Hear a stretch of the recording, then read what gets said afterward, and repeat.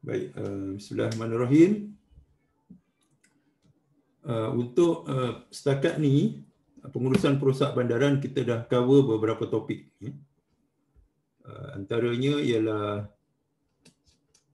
saya on video. Yang pertama adalah definisi pengurusan perosak bandaran itu sendiri, apa itu perosak dan apa itu kategori perosak bandaran. Dan kemudian kita jelaskan apa definisi dan skop yang disebut sebagai urban ataupun bandar. Dan apakah perbezaan di antara bandar dengan luar bandar, urban dan rural. Yang mana sekarang ni dia punya sempadan dia sudah blurred. Blurred tu maksudnya sudah kabur. Maknanya banyak tempat di mana kawasan luar bandar dan bandar tu seolah-olah sudah berkesinambungan, in a continuum, disebabkan oleh bandar tadi terus berkembang. Okey, kemudian kita cover topik-topik secara khususnya berkaitan perosak bandaran ialah nyamuk. Kemudian pertama nyamuk, yang kedua anai-anai, yang ketiga serangga perosak kayu yang lain selain dia anai-anai, dan diikuti oleh perosak barangan simpanan. Dan kemudian Dr. Syari cover kumbang dan lebah. Dan seterusnya yang terakhir adalah perosak vertebrate ataupun rodent, dan tumpuannya adalah pada tikus, tikus bandar. Okey, mari kita lihat apakah isi-isi penting bagi setiap kuliah untuk 7 minggu yang pertama. 5 hingga 7 minggu, yang mana penilaian bagi tempoh ini disebut sebagai ujian yang pertama. Kemudian kita ada penilaian untuk minggu yang ke-7 hingga 12. Itu adalah ujian 2. Dan kemudian seterusnya sampai akhir semester, sampai penghujung kursus, itu dinamakan penilaian berterusan. Itu yang akan setiap pelajar perlu buat projek yang tertentu. Dan hari itu kita dah bincang dalam makmal, setiap pelajar akan buat perangkap nyamuk secara individu, dan kemudian perangkap nyamuk tu dipamerkan. Sama ada kalau selepas PKP nanti mungkin kita boleh dibenarkan pergi ke kampus, mungkin boleh dibawa ke makmal, ataupun boleh, kalau dibuat secara online berterusan sampai hujung semester, itu kita boleh peragakan dalam talian, dalam sesi Zoom seperti ini. Seorang lagi nak masuk ya.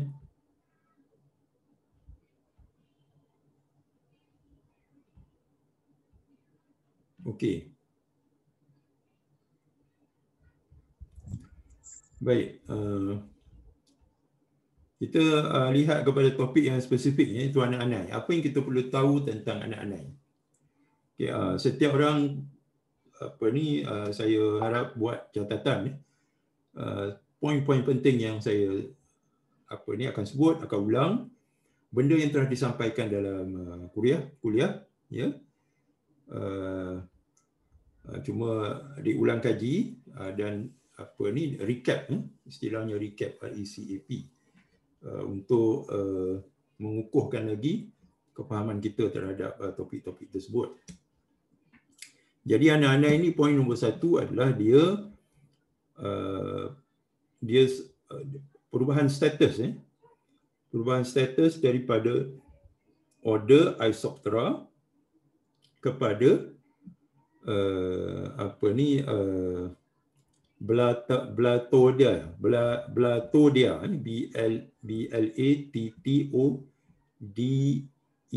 Blatodia, atau Blataria, BLATTARIA, Blataria.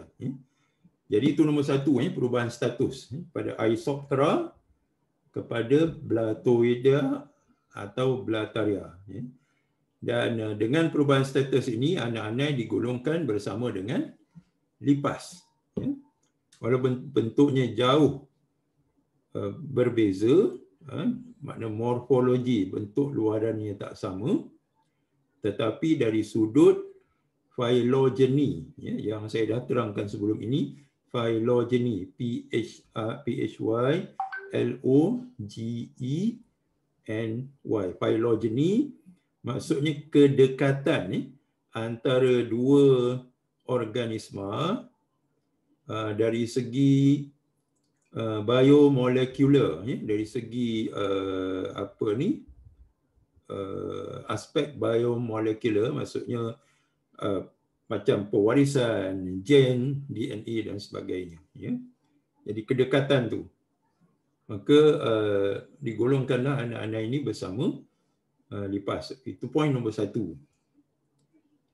Okey, poin nombor 2 ialah anak-anak ini dia mengalami proses life cycle ataupun kitar hidup yang ringkas. Ya. Ringkas maksudnya dia mengalami proses hemimetabolus. Hemimetabolus. Maksudnya metamorfosis tidak lengkap. Okey. Metamorfosis tidak lengkap. Incomplete metamorphosis. Jadi umumnya anak dengan dewasa hampir sama. Ya. Kalau lipas tu mudah untuk kita melihat perkembangan daripada peringkat NIM, ya, iaitu anak yang akan melakukan proses bersalin kulit, ya, ataupun kita sebut sebagai ekdisis, ECDYSIS. Dan setiap kali berlaku ekdisis ataupun molting, MOULTING, ya, maka saiz NIM tadi akan membesar, ya, sehinggalah sampai kepada peringkat akhir iaitu dewasa, dia akan mengeluarkan sayap, ya, dan dia akan matang dari sudut reproduksi. Dia bersedia untuk melakukan proses reproduksi. Jadi kalau kita lihat anak-anak, peringkat telur dia menetas, kemudian dia akan jadi NIM, ya, seperti lipas juga. Tapi NIM ini akan mengalami specialization. Ya. Dia akan membentuk kasta. Kasta ada 4 kasta. Yang pertama adalah pekerja, yang kedua askar, yang ketiga ratu, dan yang keempat adalah drone, D-R-O-N-E. Ya. Bukan king, tapi drone. Jantan kita panggil drone, D-R-O-N, drone. Ya. Dan keempat-empat kasta ni, ya, berbeza dari segi bentuk, rupa bentuk, dan juga berbeza dari segi tugasan. Ya. Dan sudah dijelaskan sebelum ini, peranan pekerja adalah untuk membina galeri, ya, dan maintenance, maksudnya menyelenggara galeri tadi supaya suhunya, kelembapannya berada pada julat, ya, yang sesuai ataupun selesa, ya, untuk koloni. Ya. Maknanya keseluruhan anak-anak itu dinamakan koloni. Jadi kalau ada mana-mana daripada galeri tadi bocor, mengalami kebocoran ke ataupun rosak, maka pekerja dia dapat mengesannya. Disebabkan apa? Kerana mungkin berlaku perubahan suhu dan dia akan segera membaikinya. Ya. Itu peranan pekerja, dan peranan askar sudah tentu dari sudut pertahanan. Ya. Dan kita dah sebut sebelum ni, Ya, nisbah di antara tentera dengan askar dengan pekerja adalah tetap, ya, berdasarkan kepada spesies. Ya, mungkin satu askar 9 pekerja. Jadi daripada 10 ekor anak-anak, satu askar 9 pekerja. Ya. Nisbahnya 1:9. Ya. Jadi bilangan askar adalah jauh lebih kecil berbanding pekerja, ya, kerana sesuailah dengan peranan askar untuk pertahanan. Ya. Dan nisbah ini ditentukan oleh ratu. Ya. Ratu yang menentukan dengan mengagihkan feromon, ya, feromon kepada anak-anak, ya, melalui proses pemakanan, ya, sebab pekerja akan memberi makan kepada queen. Jadi apabila dia menyuapkan makanan tadi akan berlaku pemindahan feromon. Begitu juga berlaku juga pemindahan feromon itu daripada anus, bahagian posterior, kepada pekerja. Jadi pertukaran bahan kimia ni boleh berlaku melalui proctodium, proctodium, daripada bahagian mulut ke mulut, dan kemudian stomodium, ya, daripada anus ke mulut. Ya. Jadi ada dua kaedah pemindahan bahan kimia tadi. Ya. Proctodium dan stomodium. Ya. Dan sekiranya berlaku contohnya bilangan askar ramai yang mati kerana galeri diceroboh oleh semut contohnya. Jadi ramai yang mati. Jadi ratu akan merembeskan bahan kimia tadi dan akan menyebabkan pekerja tadi akan transform, ya, berubah kepada askar. Ya. Dan dengan ini nisbah askar kepada pekerja tadi dapat dikekalkan. Ya. Itu antara mekanisme, ya, bagaimana keharmonian koloni tadi dikekalkan. Baik, kita juga bercakap tentang bagaimana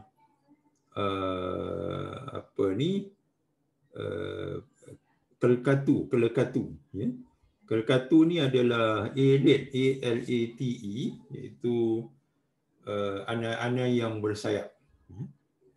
Dan dia akan berterbangan pada musim mengawan yang disebut sebagai nuptial flight, N-U-P-T-I-A-L, nuptial flight, ya, mencari pasangan. Ya. Dan semuanya akan jatuh ke lantai dan sayap akan ditanggalkan. Ya. Dan mereka akan berpasang-pasangan mencari tempat, ya, untuk bersarang di celah-celah ataupun di rekahan-rekahan. Banyak yang mati, jadi a very small fraction saja yang akan terus hidup, ya. Dan yang betina akan jadi queen, ratu, yang jantan akan jadi drone. Ya. Di samping itu ada juga secondary elite, yang tadi kita panggil elite saja, walaupun macam primary elite, ya. Elite utama, tapi kita panggil elite saja. Dan yang kedua kita panggil secondary elite. Ini macam backup lah. Ya. Kalau queen, ratu tadi semakin lemah ataupun mati, maka secondary elite ini akan transform, ya, untuk mengambil tempat queen dan akhirnya dia akan menjadi ratu bagi koloni tersebut. Jadi itu adalah tentang tugas dan juga kasta, ya, anak-anak. Baik. Seterusnya kita juga ada seorang lagi, ya, masuk.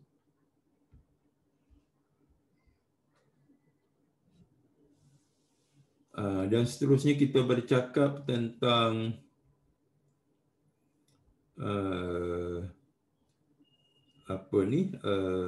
jenis anak-anak, ya, jenis anak-anak. Jadi ada tujuh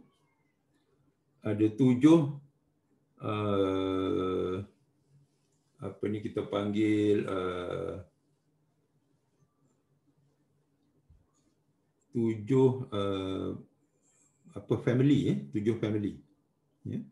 Tapi yang kita sentuh dalam kursus ni, iaitu yang pertama kita panggil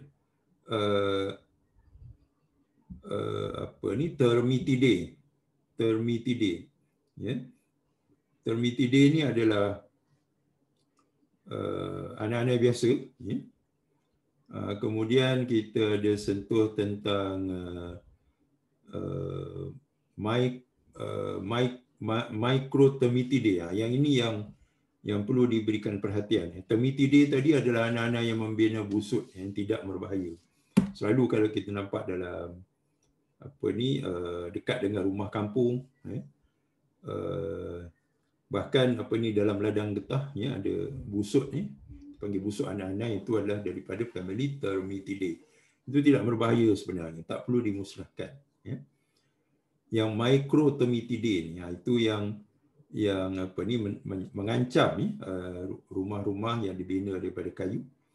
Bahkan rumah-rumah yang dibina di taman perumahan di bekas-bekas ladang kelapa sawit dan getah. Ya. Itu dia memakan kayu. Ya. Dan juga memakan pokok hidup, contohnya macam getah dan kelapa sawit, dia makan, consume bahagian dalam sehingga menjadi lompong, walaupun di luarannya nampak masih okey, tapi pokok tu sudah lompong dan menunggu saat untuk tumbang.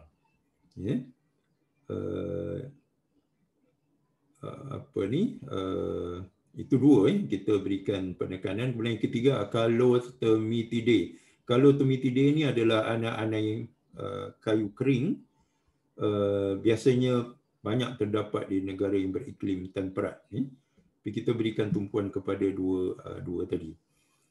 Okey, seterusnya kita bercakap tentang kawalan anak-anak. Ini aspek-aspek yang perlu diberikan perhatian. Kawalan anak-anak. Jadi kawalan anak-anak ini ada beberapa kaedah. Yang satu kita panggil pre-construction. Maknanya sebelum rumah dibina. Dan yang kemudian post-construction, pasca pembinaan. Jadi ada sebelum dibina, dan kedua ialah selepas dibina.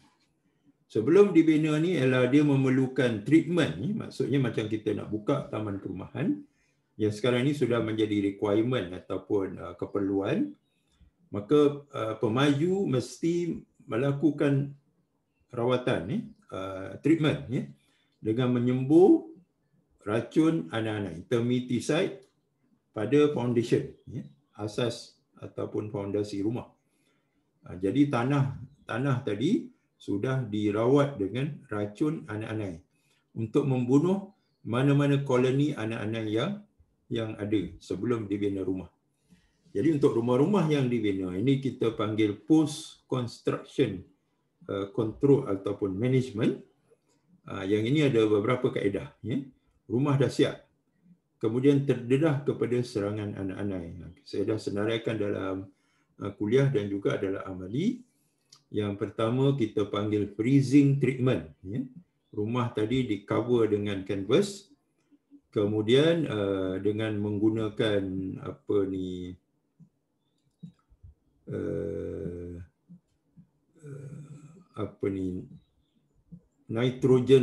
nitrogen gas, yang boleh merendahkan suhu di bawah suhu takat beku, sehingga negatif, mungkin negatif 30 ataupun negatif 40 darjah, yang sudah pasti akan membunuh semua hidup-hidupan yang ada dalam rumah tadi. Jadi aspek keselamatan perlu diberikan penekanan, kena pastikan tidak ada penghuni mungkin tertidur di dalam rumah ke tidak disedari, ataupun haiwan kesayangan, kucing ataupun hamster ke ataupun burung, burung peliharaan, pasti akan matilah kalau terdedah kepada suhu yang begitu rendah. Okey, dan ini akan membunuh semua anak-anak yang mungkin telah melakukan investasi ke atas rumah tersebut. Dan yang kedua kita panggil heating treatment. Ini kita panaskan pula ya, dengan menggunakan gas butane, B-U-T-A-N-E, ya, butane. Jadi gas yang dikeluarkan itu, haba, akan memanaskan rumah tadi yang telah ditutup dengan kanvas juga. Dan ini akan membunuh anak-anak yang ada di dalamnya. Kaedah-kaedah ni memang mahal dan banyak dilakukan di negara-negara barat. Dan yang ketiganya adalah kaedah electrical shock, iaitu dengan menggunakan elektrod, ya. Ada peralatannya ataupun radasnya, ya. Mana-mana tempat yang ada yang sudah diceroboh oleh anak-anak, maka kita akan letakkan two ends of the electrode, ya. Macam kita nak charge bateri, ya. Bateri kereta, ya. Ada negatif dan positif. Jadi mana-mana anak-anak yang ada di antara dua dua terminal tadi akan mati disebabkan oleh kejutan elektrik, ya. Itu kaedah ni memerlukan seseorang itu memanggil Pest Control Operator, PCO, untuk menentukan dekat mana berlaku ataupun adanya anak-anak dalam rumah tersebut, ni. Sebab dengan mengenal pasti ataupun mengecam kedudukan anak-anak itu, barulah langkah kawalan boleh dilaksanakan. Baik, seterusnya adalah dengan menggunakan apa kita sebut sebagai wooden stick, stick ni maksudnya kayu-kayu yang kita tanamkan dalam dalam tanah di sekeliling rumah, yang kita letakkan racun padanya, ya. Jadi anak-anak ini akan memakan stick tadi, S-T-A-K-E, macam sekeping kayu, ya. Kita tanam dalamnya lebih kurang, katakanlah dalam lebih kurang 6 inci, ya, panjangnya, dan anak-anak tadi akan makan dan akan mati, ya, sebab ada racun. Tapi ada kaedah yang lebih baik lagi, kita panggil TTR, ya. Trap, treat, release, ya. Itu perangkap, kemudian rawat dan release, lepaskan. Kaedahnya sama, kita tanamkan wooden stick tadi, kepingan kayu yang panjangnya lebih kurang 6 inci tadi. Kita boleh tanam mana kayu getah ke ataupun kayu rambutan ke, ya, yang akan dimakan oleh anak-anak, khususnya anak-anak Coptotemus cerbinatus, ya. Satu-satunya anak-anak yang boleh makan kayu hidup, standing trees dipanggil, ya. Kayu hidup, standing trees, pokok yang masih berdiri, hidup. Jadi anak-anak tadi akan makan kayu ni, kemudian kayu tu kita kutip, ya, bersama dengan anak-anak tadi, kemudian kita masukkan dalam plastik dan kita tabur racun serbuk di dalamnya, ya. Jadi serbuk itu akan meliputi semua anak-anak dalam plastik tadi, dan kemudian kita kembalikan, ya, dekat tempatnya, ya, kayu yang sudah dimakan oleh anak-anak tadi, yang sekarang ni sudah ada racun yang dalam bentuk serbuk. Ditanam semula, ditutup, dan anak-anak tadi akan kembali, ya, akan kembali ke koloni dia, ke sarang dia. Dan anak-anak ini ada satu tabiat, itu dia akan membersihkan rakan-rakan dia, dipanggil grooming, ya. G-R-O-O-M-I-N-G, ya. Grooming. Jadi dengan membersihkan, grooming dia punya rakan-rakan dia, racun tadi dengan sendirinya akan masuk ke dalam sistem penghadaman dia. Dia akan membunuh semua anak-anak yang walaupun dia tak pergi dekat umpan tadi, ya, dia akan tetap mati kerana racun anak-anak itu sudah tersebar ke seluruh koloni. Ini kaedah yang paling berkesan, ya. Okey. Jadi umumnya itu adalah fakta-fakta ataupun perkara-perkara yang penting, ya, yang saya sebut dalam kuliah. boleh semak nota kuliah dan juga mungkin PowerPoint yang saya sudah kongsikan dalam Putra Blast. Jadi sekarang ni saya nak buka pada soalan-soalan. Kalau ada soalan sila kemukakan.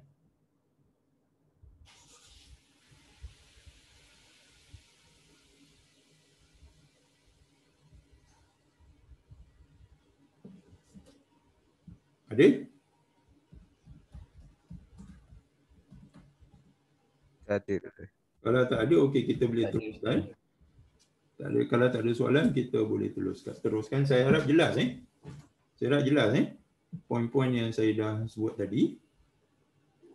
Baik, seterusnya kita nak bercakap tentang serangga-serangga selain anak-anak yang melakukan kerosakan. Ingat ada beberapa. Yang pertama adalah semut tukang. Semut tukang Componatus, Companatus, Componatus sp, maksudnya ada beberapa spesies. Okey. Yang bezanya dengan anak-anak adalah dia bersarang dalam kayu yang reput, dan aktiviti semut tadi boleh menyebabkan kayu tadi reput dan semakin serius kerosakan pada struktur bangunan, tapi dia tak makan kayu. Okey, dia cuma bersarang dalamnya. Adapun anak-anak dia makan kayu. Itu beza. Kenapa dia makan kayu? Sebab dia ada kemampuan untuk menghadam selulos. Selulos, CELLULOSE,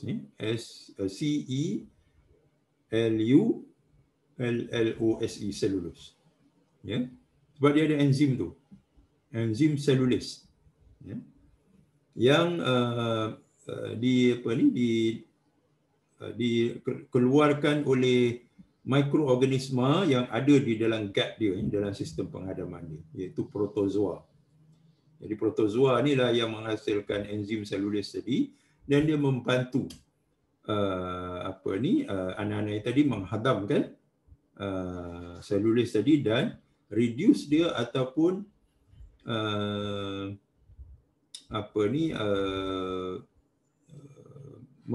mengoksidaskannya menjadi karbon dioksida dan juga glukos, supaya boleh menjadi nutrien kepada anak-anak tadi. Okey. Di samping itu ada juga bakteria dalam perut anak-anak yang menghasilkan vitamin B kepada anak-anak tersebut. Jadi anak-anak dapat nutrien, dapat enzim. Di masa yang sama anak-anak tadi memberikan perlindungan kepada bakteria, protozoa dan pelbagai jenis mikroorganisma yang lain.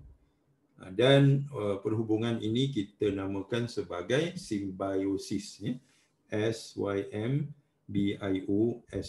simbiosis, di mana kedua-dua pihak mendapat manfaat. Okay, situasi ini tak ada pada semut. Dia cuma bersarang dan melakukan kerosakan kepada struktur kayu akibat aktiviti dia membina sarang. Jadi masalah anak-anak jauh lebih serius daripada semut tukang ni. Dan seterusnya ialah lebah tukang. Yang kita tengok juga dalam amali, dalam makmal, sarang dia walaupun kita tak nampak atau kita tidak berpeluang untuk melihat spesimen. Dia besar. Okey, dia bersarang dalamnya, dalam kayu, terutama rumah-rumah lama, rumah-rumah kampung, perabot-perabot lama. Dia buat lubang dalamnya dan dia bertelur dalam tu, dan dia hanya mengeluarkan sebiji telur yang menetas. Kemudian dia akan beri anak dia makan dengan polen, ataupun debunga. Jadi anak dia tak makan kayu juga, tak macam anak-anak, tak makan kayu. Cuma dia dewasa akan buat sarang untuk dia bertelur dan kemudian anak dia menetas dan diberi makan, nourish with pollen, pollen grains. Dan apabila anak tadi besar, dia jadi larva, dia akan mengorek kayu tadi untuk keluar. So ada exit hole, ada entrance. Entrance ni untuk dewasa, tapi exit tadi adalah untuk anak-anak yang tadi, anak lebah, anak lebah.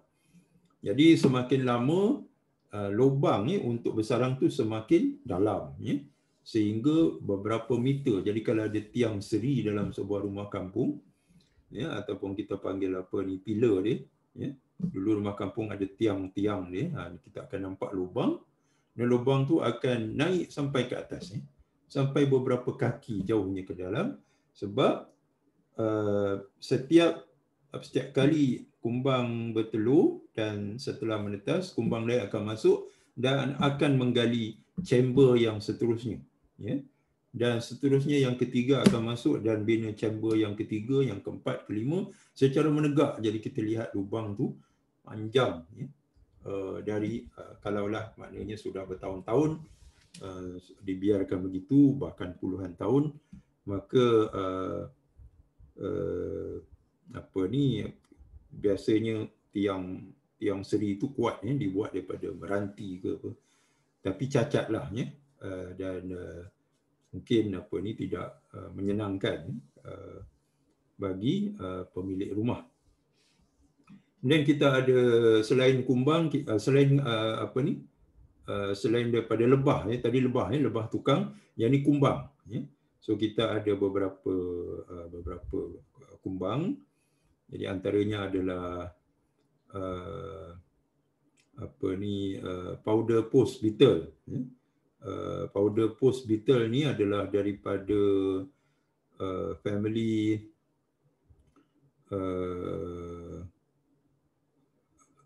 dia ada 3 family dekat sini, Anobidae, kemudian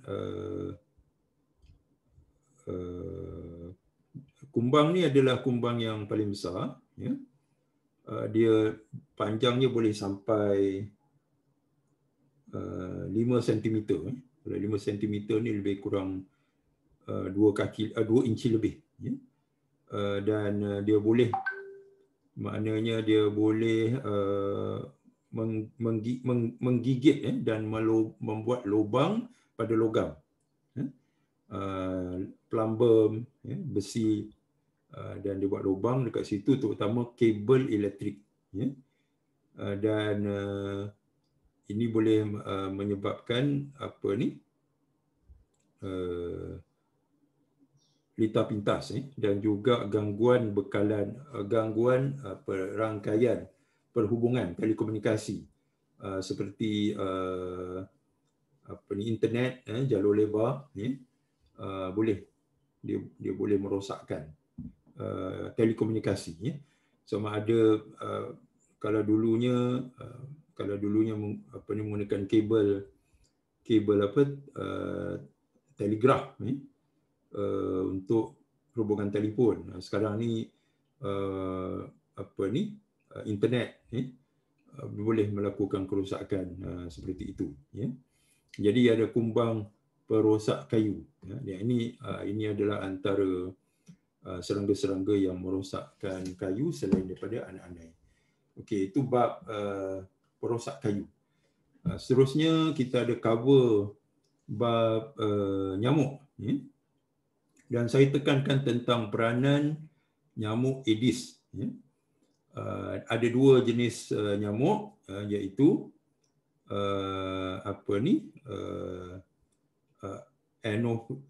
Anopheline dan Psilocini. Kita boleh tengok dalam nota. Jadi kalau Anopheline ni dia ada Anopheles sahaja, dan yang keduanya Psilocini, iaitu ada Culex, ada Aedes, dan juga ada Mansonia. Yang boleh tengok dalam nota. Mana yang penting yang kita tekankan adalah tentang Aedes, nyamuk Aedes. Nombor 1, bagaimanakah dia memindahkan patogen. Okey, dekat sini kita tekankan tentang definisi host dan juga vektor. Ingat, host ni adalah yang membawa patogen di dalam tubuh dia. Okay. Dan dia memindahkan kepada organisma lain. Apabila dia memindahkan kepada organisma lain, itu namanya vektor. Jadi nyamuk tadi, dia simpan patogen iaitu virus dalam tubuh dia, tapi di masa yang sama dia akan pindahkan kepada host yang lain iaitu manusia apabila dia menghisap darah. Dia pindahkan virus tadi, maka dia bertindak sebagai vektor. Adapun manusia tadi adalah host. Dia tidak boleh memindahkan kepada individu yang lain. Hanya apabila dia darahnya dihisap oleh nyamuk Aedes yang lain, dan kemudian bila darah tadi dihisap, maka virus tadi akan dipindahkan kepada individu seterusnya. Begitu saja kaedah nyamuk virus demam denggi ini boleh dipindahkan. Tidak ada cara lain. Okey, jadi itu penting. Berikan perhatian kepada bagaimana nyamuk tadi berfungsi sebagai vektor. Dan istilah-istilah seperti patogen, vektor dan host, kita perlu bezakan. Patogen adalah ejen yang menyebabkan penyakit. Adapun vektor adalah organisma yang memindahkan patogen tadi daripada satu host kepada host yang berikutnya, iaitu manusia. Dan host adalah apabila patogen tadi dia menjadi perumah kepada patogen tadi. Jadi nyamuk tadi jadi perumah, jadi dia host. Dalam situasi itu dia adalah host, tapi apabila dipindahkan kepada organisma lain, dia bertindak sebagai vektor. Adapun manusia, dia adalah host dan dia tidak mampu untuk memindahkan virus ini kepada host yang lain, kecuali perantaranya adalah nyamuk. Okey, itu satu. Kemudian yang keduanya, kita kena faham apa yang dimaksudkan dengan zoonotic disease. Zoonotic, Z-O-O-N-O-T-I-C. Zoonotic disease ini adalah penyakit yang disebarkan daripada haiwan kepada manusia. Zoonotic, itu zoonotic. Ataupun daripada manusia kepada haiwan. Jadi penyakit yang berpindah daripada manusia ke manusia ni, itu bukan zoonotic, because it is transmitted by man to man. Tapi contohnya sekarang ni COVID-19, dia berasal daripada haiwan. Walaupun belum ada kepastian apakah haiwan itu kelawar, apakah haiwan itu tenggiling, ataupun haiwan yang lain. Maka pada peringkat awalnya dipindahkan daripada haiwan kepada manusia. Itu dia zoonotik. Tapi sekarang dia bukan zoonotik dah. Sebab dia boleh tersebar, transmissible through close contact. Apabila berlaku pergaulan antara manusia, sebab tu kena patuh kepada SOP, penjarakan sosial, untuk mengurangkan insiden ataupun kes penularan. Walaupun penularan boleh berlaku juga, sebab itu kita kena pakai mask. Kalau kita jarakkan kedudukan kita pada jarak 1 meter, itu mengurangkan risiko. Tapi kalau tak pakai mask, risiko penularan tetap boleh berlaku. Okey, jadi itu bagaimana denggi boleh berlaku. Seterusnya berikan sedikit tumpuan tentang simptom, simptom virus. Simptom demam denggi. Kita sebut dalam kuliah ada 3 jenis. Itu satu denggi, yang kedua denggi berdarah, ataupun hemorrhagic fever, hemorrhagic fever, hemorrhagic denggi, dipanggil HDF. Satu DF, dengue fever. Satu HDF, hemorrhagic dengue fever. Hemorrhagic itu berdarah.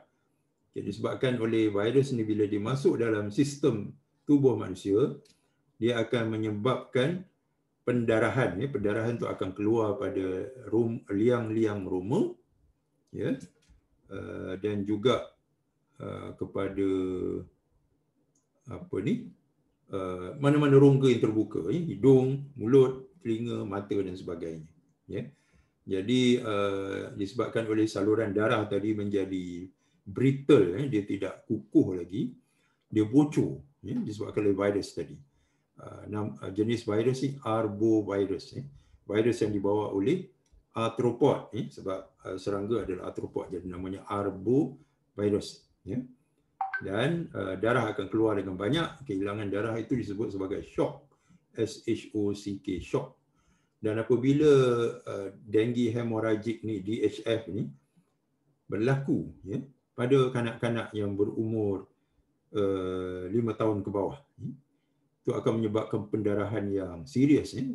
Darah tadi akan mengalir keluar seperti sungai. Jadi itu namanya DSS, Dengue Shock Syndrome. Dengue Shock Syndrome yang sangat berbahaya dan boleh menyebabkan kematian. Risiko kematian yang amat tinggi. Jadi ada 3. Satu kita panggil dengue fever, DF. Dan yang kedua DHF, dengue hemorrhagic fever. Dan yang ketiga DSS, dengue shock syndrome. Jadi 3 tahap demam dengue yang dibezakan menurut keseriusannya.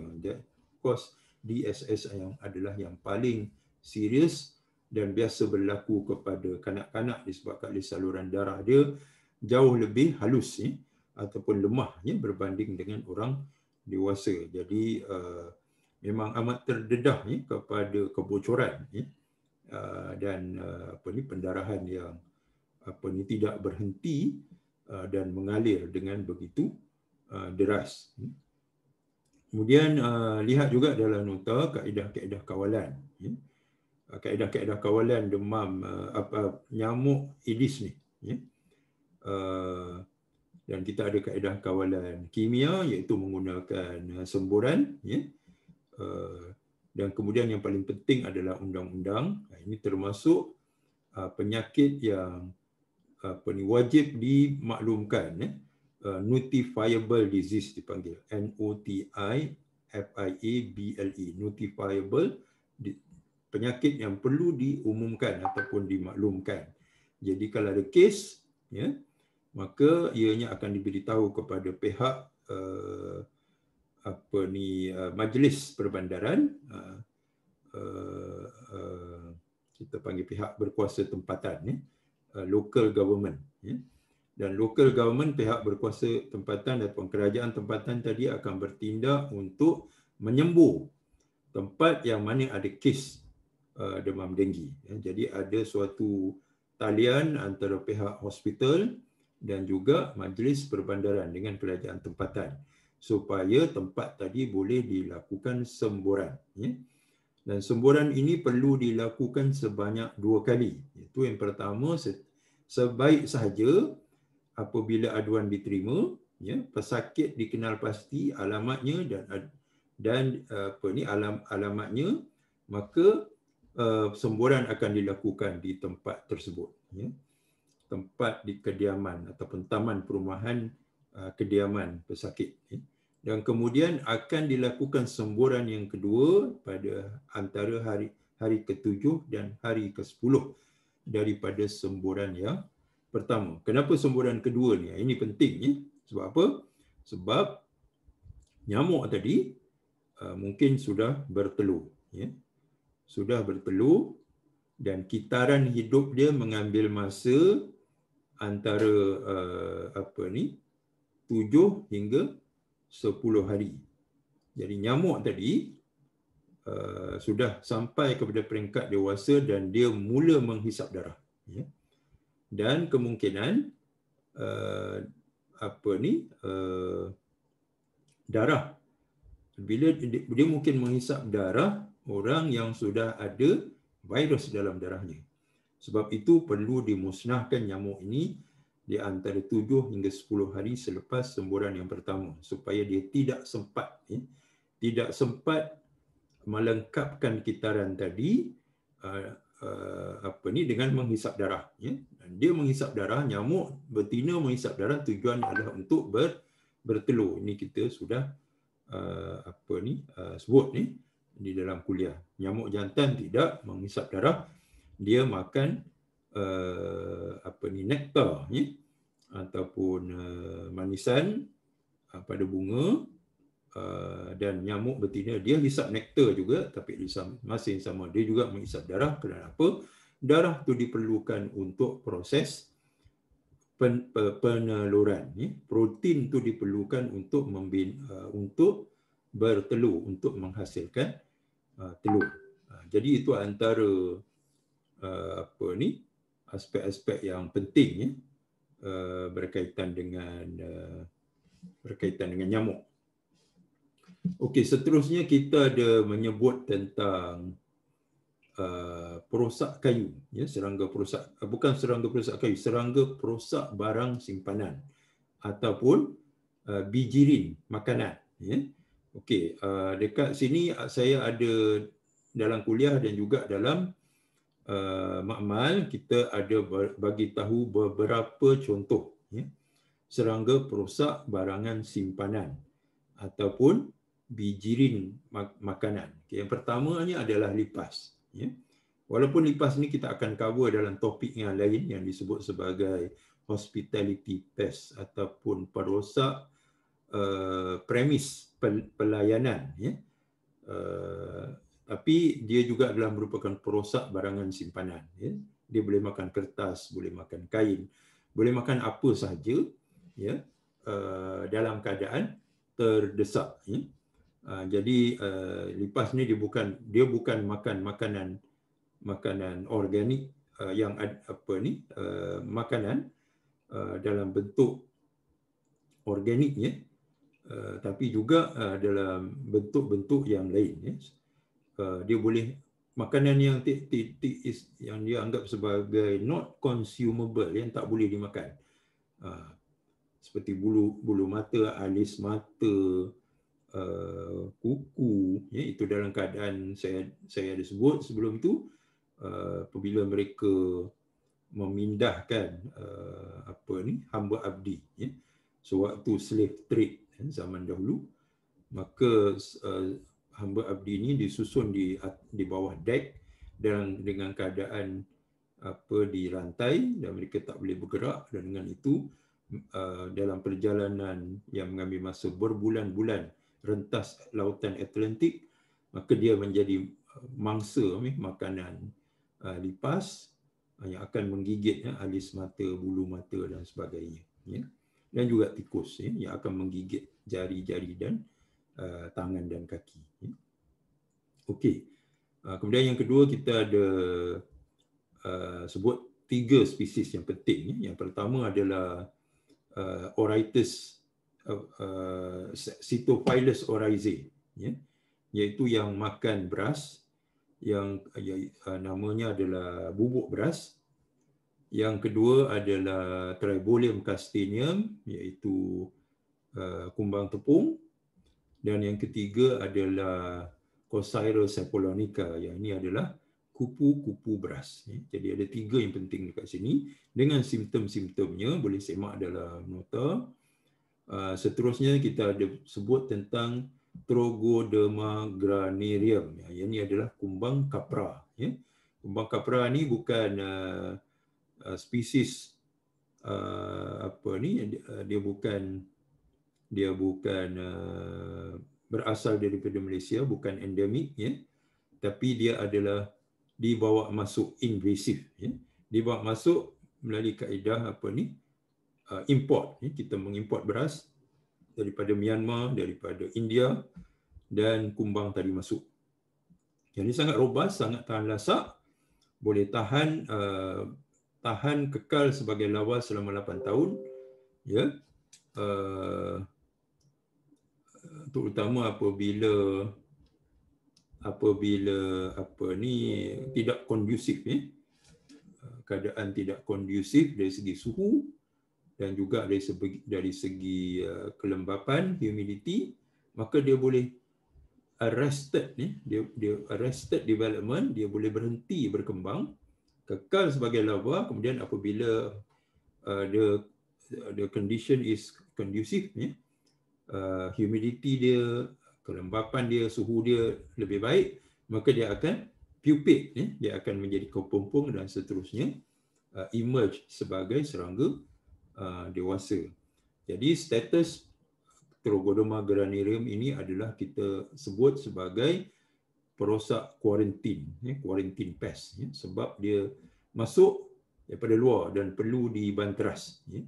Jadi ada satu istilah yang kita akan sebut kemudian di bawah tajuknya yang tersendiri, quarantine pest. Kemudian yang terakhir kita cover tikus, ini baru saja kita sebut. Jadi anda boleh rujuk pada rakaman-rakaman. Ada yang saya belum kongsi lagi, saya akan kongsikan. Dan juga nota-nota yang ada dalam Putra Belas. Walaupun sebenarnya ujian satu sepatutnya telah kita lakukan, dan markah perlu dimasukkan, tapi saya rasa saya perlu bagi lebih masa kepada anda semua. Ujian kita akan buat secara online. Jadi saya akan letakkan soalan-soalan ini pada minggu hadapan. Kita raya 13 hari bulan 13 hari bulan. Jadi ada 10 hari bulan saya akan letakkan soalan, dan anda ada 1 hari. Saya akan bagi tempoh 12 jam lah, setengah hari lah, 12 jam untuk menjawab soalan-soalan itu, ataupun terlalu lama, nanti saya akan bagi tahulah. Saya nak bagi peluang kepada anda, mungkin disebabkan oleh kita berada pada penghujung Ramadan dan dan akan menyambut Syawal dalam 5 hari lagi. Jadi dekat situ ada kesuntukan waktu, tapi kita nak bagi peluang juga, bagi ruang kepada pelajar untuk ada masa lah untuk menjawab. Saya akan bagi tempoh yang lama sedikit. Jadi soalan itu akan diletakkan dalam Putra Belas, dan anda akan dijawab dalam tempoh yang ditetapkan. Jadi itu saja untuk amali pada hari ini. Kalau ada sebarang soalan boleh kemukakan. Saya harap ulang kaji kita pada hari ini bermanfaat untuk khususnya untuk persediaan menghadapi ujian satu. Silakan.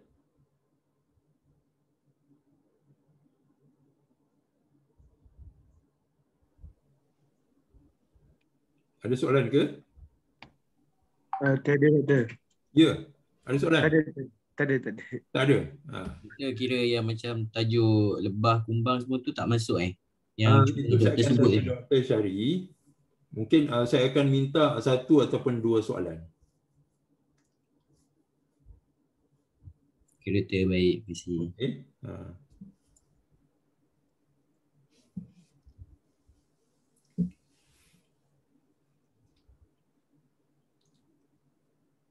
Jadi kalau tak ada soalan, kita berakhir di sini untuk sesi kuliah, sesi amali kita.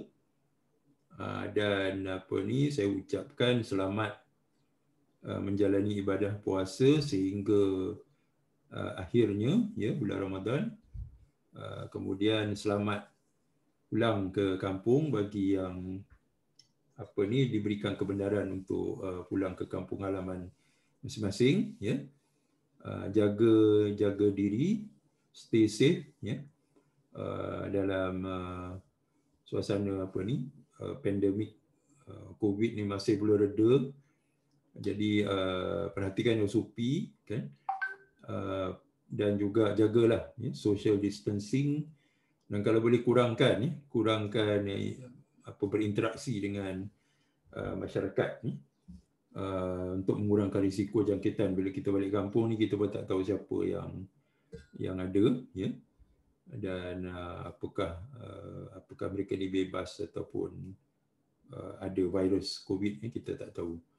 So mudah-mudahan Allah pelihara kita semua dan terus memberikan kita kekuatan untuk melakukan amal ibadah dalam hari-hari yang masih tersisa ni. Ya. Jadi itu sajalah ucapan saya dan tak lupa sebelum terlambat ni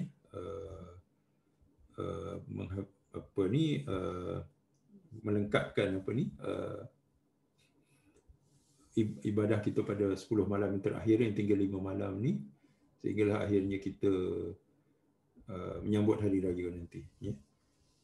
Itu saja, billahi taufiq wal hidayah. Assalamualaikum warahmatullahi wabarakatuh. Waalaikumsalam. Assalamualaikum warahmatullahi wabarakatuh. Waalaikumsalam. Terima kasih banyak, Doktor. Okey, sama-sama. Ya, Doktor. Terima kasih banyak, Doktor. Assalamualaikum. Assalamualaikum warahmatullahi.